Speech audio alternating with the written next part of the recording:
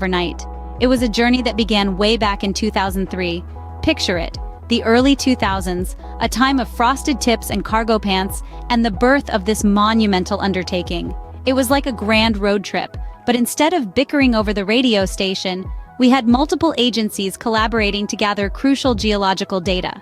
This was no small task. It was akin to assembling a massive geographical jigsaw puzzle, with each piece representing a sliver of the Earth's crust.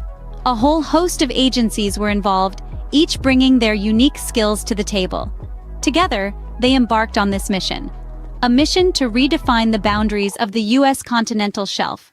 And where did this journey take us? Oh, just across 7 ocean regions. We hopped from the icy expanse of the Arctic to the bustling Atlantic and Pacific coasts, then to the Bering Sea with its rich marine life.